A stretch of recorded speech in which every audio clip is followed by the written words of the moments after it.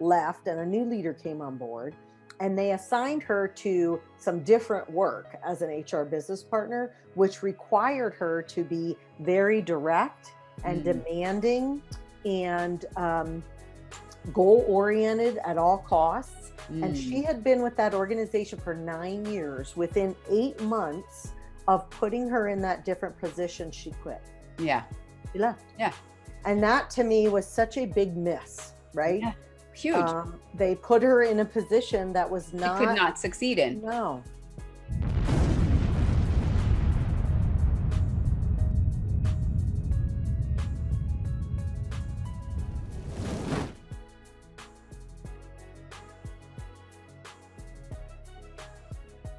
Well, welcome to another episode of Leading with Audacious Confidence. I'm your host, Alicia, and with me today is Tara Powers. I am super excited to have her with me today.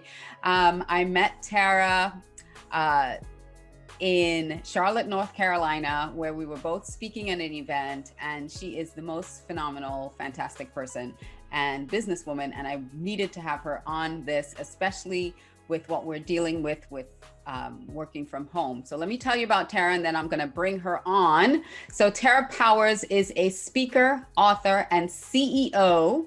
She's the founder of Powers Resource Center, a nationally recognized and award-winning an award-winning firm that has developed and delivered corporate training programs to the Fortune 500 and mid-market space for more than 2 decades. Her client list includes McDonald's, the World Bank, Aflac, Virgin America, Caterpillar, Western Union, Mrs. Fields Cookies, yum, yum, yum, Philips, Dish Networks, Crocs, and many, many more. In fact, Tara is so good at developing training programs for big companies that for 4 years running, her firm has been a top 10 Leadership 500 award winner by HR.com. Congratulations. Thank you. Yay. Right next to big brand names like Hilton, Honda, and MIT. Tara is also a judge for one of the biggest corporate training award competitions in the world, the coveted Brandon Hall Excellence Awards. And on top of all of that, Wiley tapped her to write 2 books in their infamous For Dummies series, Virtual Team for Dummies and Working from Home for Dummies. So welcome, Tara Powers, superstar. Yay, thank you. What an energy. Man, I need another cup of coffee. Woohoo! All right. Yeah.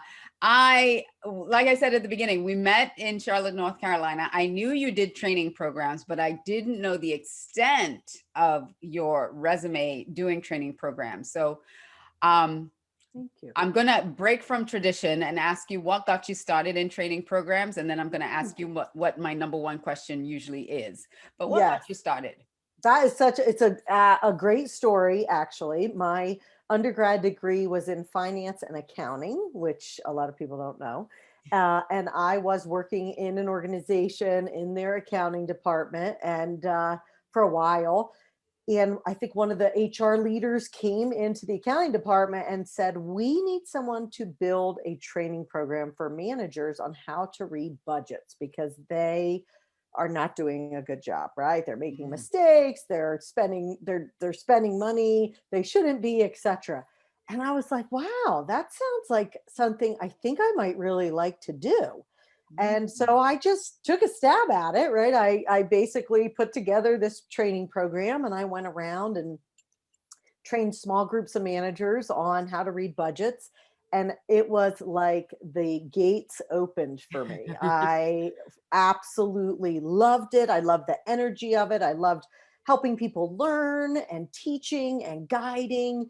And I immediately was like, I got to get into this field. And so I went back to school, got a master's degree in organizational development, and then moved into the human resources field and ran some training departments and really kind of built training and a training organization from the ground up at the company I was in, which was a small startup, fast growing company. Mhm. So that was how I got my start. It was luck, really. And I've been in that career path now for over 20 years. Wow. Well, I wouldn't say it was luck. I'd say, It it was meant to be. destiny. Yes, it Yes, was meant to be. absolutely. It like when that tuning fork goes off Yes. inside of you, it's like, oh, I was meant to do Hmm. this. Yay. Exactly. Yep. Like when you step on the stage and you're like, oh yeah, this is where I was supposed to be. So that is excellent. Now, what my number one question usually is when I put people on the spot, I just ask them what their leadership philosophy is. So I'm going to ask you that. I would say that's a great question. I don't know if anybody's ever asked it that way exactly, but I would say my leadership philosophy is know thyself and know your opportunities and your vulnerabilities and your strengths, and then surround yourself with people who complement those strengths and Mhm. help address some of the vulnerabilities that you have. I never assume that one person can be great at everything, and I Mhm. certainly am not. And so finding that team to surround yourself with is absolutely what is going to make you a great leader. Mhm. And letting them do their best work, right? Not Right. micromanaging them, but being clear. Clarity is a gift. And so being clear, setting clear expectations, agreeing on clear success and clear measurable deliverables, all of those things, and then letting people who you have brought on board, who have the expertise and the knowledge and the skill set, do what they're meant to do, right? Where That is their awesome. tuning fork is tuned in Yes. to their strengths, let them do it. Let That's them my do it. leadership. Yeah. Yes, because just before we got on, we started recording, we were actually talking about the challenge that both of us are in, trying to find someone who, to be that Compliment us. support, to complement us. Yes. And it's not just the finding the right person, but also then finding the time, because we are so busy with everything else going on, to train them in what Mhm. they need to do. And the training, as I'm talking to the training guru here, the training is not so much how to do their job, but what is it, being that, giving that clarity of what do I need, like having the time to set aside, what do I really need this person to do for me? And then there is some aspect of training, of course, because they're going to have to know Absolutely. what your system Yes. is and all of that. Yeah. But yeah, how do we navigate that minefield as a leader, do you think? Because we're both challenged with that right now. Yeah.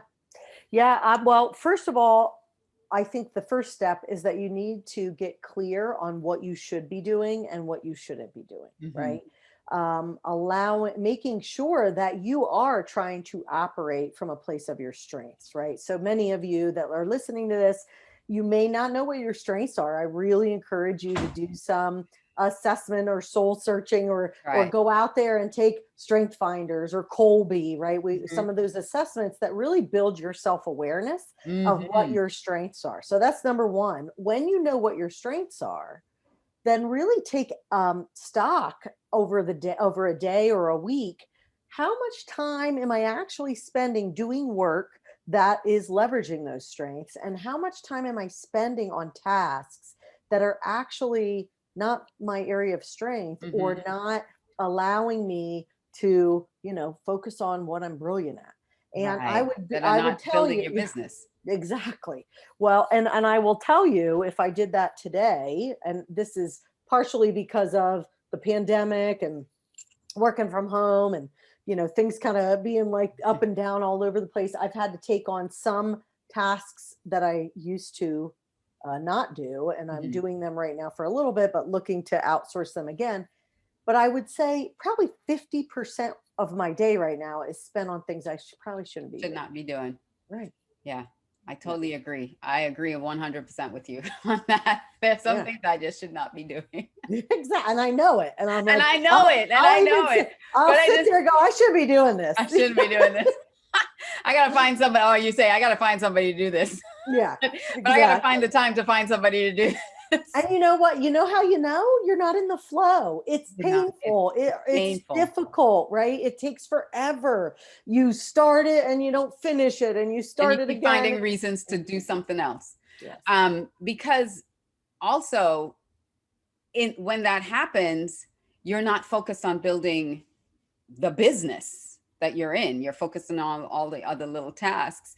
And Yes. something he said, it's really funny that we have this mindset that, oh, we don't have time to train anybody. I don't have time to find anybody or train anybody, but that's what we need to find the time to do so that we're not spending time doing all this other stuff that we really should not be doing. Yeah. And in companies, if you, let's say we have a bunch of leaders in a organization who most likely are spending time doing things they shouldn't be doing. As a consultant and a facilitator, one of the things that we need to do to help those leaders is go in and kind of do a needs assessment. I mean, many Mhm. times we need to look at, what are your high value tasks that you should be focused on, and we can do this even from in a kind of a larger perspective. We can do it through surveys, Mhm. to a whole leadership group. And that gives people and organizations some really good sense of, holy cow, we have 30 leaders and we just got this survey data back. And 90% of them said they're spending only 20% of their week on high value items. That's a problem. We're Yeah. losing money, right? We're losing Mm-hmm. potential opportunities. Like you said, we're not building the business. You need to make sure that your managers are spending time on leading their teams, growing their teams, you know, setting clarity, Clear. deliverables, Yep. Clear expectations, expectation. measurement, guiding, crafting a vision, getting Mhm. people excited to move forward, tracking progress, all of these things. And what I find is managers spend 80% of their time during the week focusing on doing tasks that Mhm. they should not be. They should be Right. being delegated. They should be possibly even removed from their plate completely. Or, it's something that they like to do and they have attached some level of ego to it, Mhm. that this, I'm really good This at is my this. baby. I'm known for this. Everybody knows I'm the best at this. So I don't want to let it go. So Mhm. we really have to kind of look at all of those things, in terms of where we're spending our time, and am I holding on to something that I shouldn't That be? you Just shouldn't be, be. yeah. Yeah. Absolutely. Absolutely. I know that for me, one of my um what did you call it earlier? You didn't call it a weakness. You said it was my vulnerabilities. My vulnerabilities. One of Yes. my vulnerabilities Yes. is details. Yes. And and I knew that, but still tried to get involved in details of things that I had to do. But it just drives me absolutely nuts when I have to do that. And in doing a bunch of these assessments, they keep telling me you're not good. You need to delegate details. You need to delegate. You're high level. You're a dreamcaster. You're the visionary. You're the one that's going to bring in the business. So I cannot spend a lot of time on all the detail things that I have to do in order to make this business run. But I find I spend a lot of time doing that stuff. So yeah, we need to Mhm. find someone, someone to do Absolutely. this. It's a problem. Yeah. Yeah, it definitely is. And I can see that as you go up in higher organizations and bigger businesses, how that becomes a real productivity challenge. It really starts sucking away at your money making opportunities in your business. Yes. Yes, absolutely. I work with a lot of marketing agencies, and it's really amazing, because when I work with leaders, I can absolutely see the return on investment with those type of businesses, Mhm. because every single person that works there, whether you're a manager or employee, is tracking their time, Mhm. and their time is usually billable, right? So Right. if the manager is spending time doing tasks that are only billable at a certain amount, Yeah. then the margin of profit that the company makes is like this. And Right. so we did a leadership a program last fall that we just won an award for because of the return on investment. And it is exactly what we're talking about. We shifted that mindset of all of those leaders. We helped them learn where they should be delegating. We helped them learn how to set better expectations and goals and craft a vision and recognize what they should and should not be doing. And at the end of that program, we actually had them kind of fill out a return on investment sheet and just said, what have you changed, right? What has been, how have you changed the way you work? What are the tasks that you no longer do? And when they, many of them, there was 20 of them, said, I've delegated these tasks that are now being done by a team member, and our the margin of profit has gone up like 70% or 50% or whatever it is, right? And so you add up, maybe 7 managers out of the 20 did that. We actually had over a year time, because we said, okay, well, how much would this annually be a return on investment for this company? It was 22 times what they paid for the actual leadership program. So we actually submitted that for an award and won because the ROI was so impressive. That's amazing. And so it's exactly what we're talking about, right? It's amazing. Yeah, how much time we lose. And that is part of leading with audacious confidence, because when you can really understand what your role is and what you're there to do as a leader, everything, you have more confidence in not just what you're doing, you have that clarity and that confidence to do what you're there to do. And then you know that you're being a benefit to the business.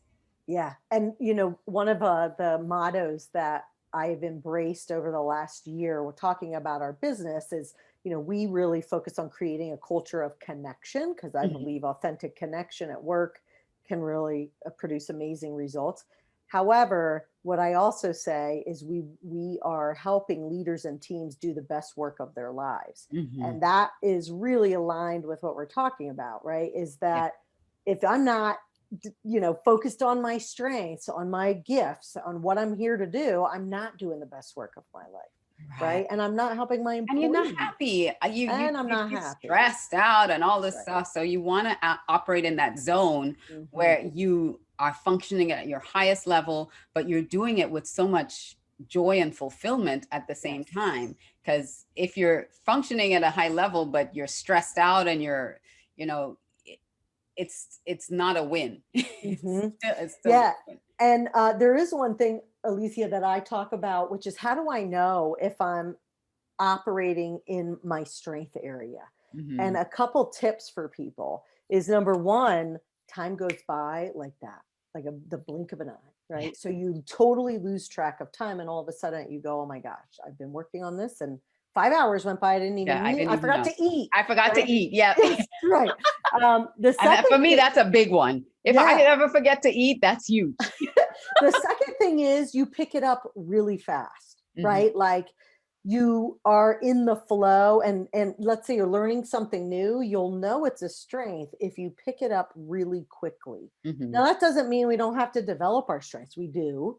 But if you get it, like it like connects with you on a mental and even emotional level, then that may be I've identified a strength. The other piece is that I just feel like I'm in the flow, right?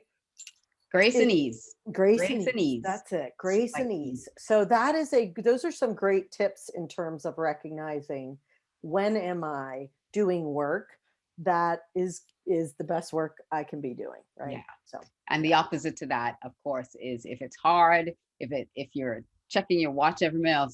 God, I've spent 10 minutes on this. It feels like an hour. It feels like 10 hours. Yes. You know? Yeah. So the opposite of that is if you're really struggling with something, and that's an opportunity to also let your leaders know, you know, this, I'm really struggling with this. And good leaders will want you to say, because they don't want you, number one, to struggle with it. And number two, they know that they're losing productivity if you're spending hours and hours doing something that you hate, because someone else could do it in so much less time if it's in their flow. Right. So, you know, if you're struggling with something, notify someone. Yes. And I think a lot of people might be afraid of losing their job, so they don't say anything. So they stick with doing something that they shouldn't really necessarily be doing. Yes. But if we work in team is like everybody needs to succeed. Everybody. Yeah, and I'd love to say something about that because this just came up I'm working with a lot of virtual teams right now. Mhm. And one of the things that I am helping them do is recognize what are the strengths across this team and how do we leverage them. Mhm. And just getting people to have the conversation that you're talking about, which is, you know, where am I maybe doing a lot of work that isn't in my zone of genius. That doesn't mean we're all not going to have to do work, right? Like We all gotta have, I we don't, gotta do, and some we things all we have to really step have to up do, to the plate. like our That's right. taxes. We all Yes, have to do our taxes. exactly. But for example, I worked with a HR business partner who was at a company that has been a customer of mine for almost 20 years. And she was a very supportive, style, right? She's an HR business partner. She appreciated supporting her teams, coaching them, giving them the tools that they needed to be successful, making sure that she was supporting her manager. She really loved that style and approach. Mhm. And her leader left, and a new leader came on board. And they assigned her to some different work as an HR business partner, which required her to be very direct and Mm, demanding and goal oriented at all costs. And she mm. had been with that organization for 9 years. Within 8 months of putting her in that different position, she quit. Yeah, She left. yeah, And that to me was such a big miss, right? yeah. Huge. They put her in a position that was She could not, not succeed in. no, and She it couldn't was not, succeed in. yeah, Yeah, and that's exactly. one of the reasons too why I'm not just Colby certified, but also predictive index certified, so that we can find those alignments for people and Yeah, the work that needs to be done. And I yeah. know you do a lot of training around that too, because Mhm. it's really important if you want to be a successful company, on that and you work with Fortune 500 companies, Inc.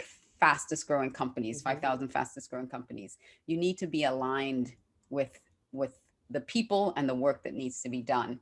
So, Miss Tara, I think we kind of covered our challenges, but do you have any like really big one, like something that in your leadership journey you had to learn and it was a really hard lesson to learn that maybe it There's shook so your many. confidence? I know, right? That's what I hear from everybody. It's like there's so many, but something that may have shaken your confidence in your ability to lead, and then you had to like build back up from that. If you can think of anything like that.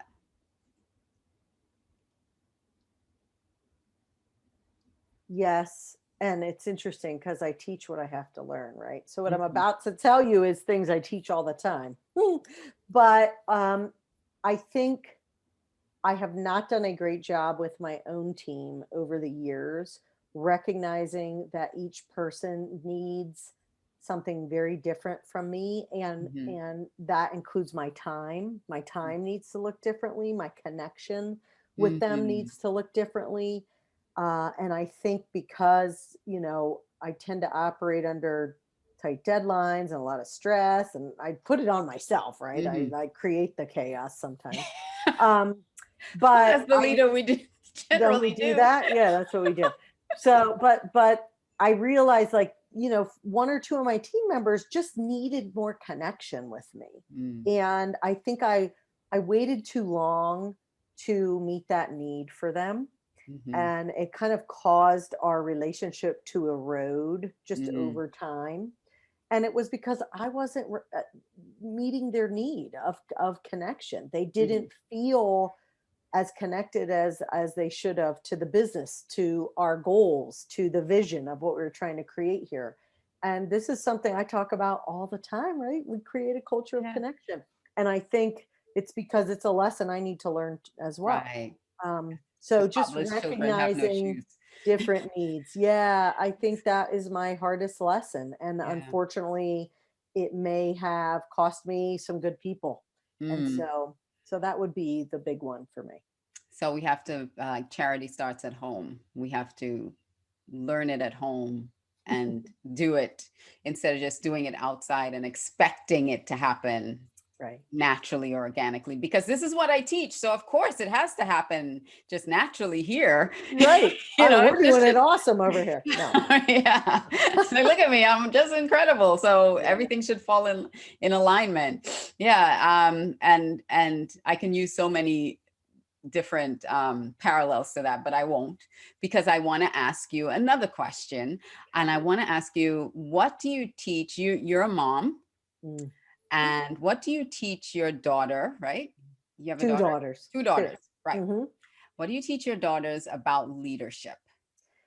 Oh, we just had this conversation the other Yay. day. So I am always looking for opportunities for them to develop their voice, right? To Mhm. me, that is um, the biggest gift that we can give our children, and in particular from my experience, daughters, As because women. Mhm. I was not taught to use my voice in and I kind of had to find it the hard way. I still struggle with it sometimes. Should I speak up? Should I say something right now? I don't know. Mhm. Um, and so, because we're right now, in the election season, my girls are both learning about our electoral college and politics, and then they're Mhm. coming home, and their teachers want them to debate it with us. Mhm. And my husband and I have just been open arm, like, this is amazing. They're coming up with great topics and debating with us on our Mhm. decisions and how we voted. And they're Yeah, different than how we voted. you're And right. I will tell you, my 13-year-old swayed me. I said, if I still had my ballot here, I think I might have changed my vote because Wow. of her, yeah, debate. Persuasiveness. Wow. Yes, and what was really interesting though, my parents came over to do some socially distant pumpkin carving, and I said, "Dad, you should really listen to my daughter's debate on the Electoral College." Mhm. And it was such an interesting shift in terms of how I grew up, which was Yes. that was, Well, as soon as it came out of my daughter's mouth, and I love my father, but different generation, he was different, like, completely different that's not generation. that's not true. Now, what you're saying is malarkey, like, and kind of taking her voice and Oh, squashing it. right. And she's 13, and it's right now she's developing it. And so my husband and I were constantly looking for opportunities for them to develop the voice. And then that was an opportunity for us to circle back and say, hey, how did that feel? Right. Because this is how I felt watching it. And Mhm. I want you to know that every time you do put a thought out there, or you put one of your ideas out there, you're always going to have someone You're that gonna be doesn't open. agree. You're opening yourself up to You that. always are, but that doesn't mean you should stop because your ideas are valid and important, Yeah. right? So we use that as an opportunity to just I hit love that. home this your voice is matters, right? and Yeah. and recognize that you will by family members be try to be squashed, right, or Yep. Yep. told that's crazy, but you have to stand true and And even if they don't know. want to listen, move over here where That's someone right. is. That's Say, right. okay, That's right. let's go over here. And you can hear my So voice over here. So I love that. That is excellent. And even mhm. though this is airing way past election Yep, season, it's still a really great lesson for it our is. children to learn about expressing themselves and giving them that room to grow and Mhm. have an opinion. Oh my Yes. gosh, I was always told what my opinion should be. Mhm. And Exactly. yeah, we were told what our generation was told what our opinion needed to be, and there was no arguing or debate about it. It's No. like, nope, this is it. This is the way. This is what we do here. And And how are they ever going to be able to do the best work of their life, whatever that might they be, don't even know what if it is.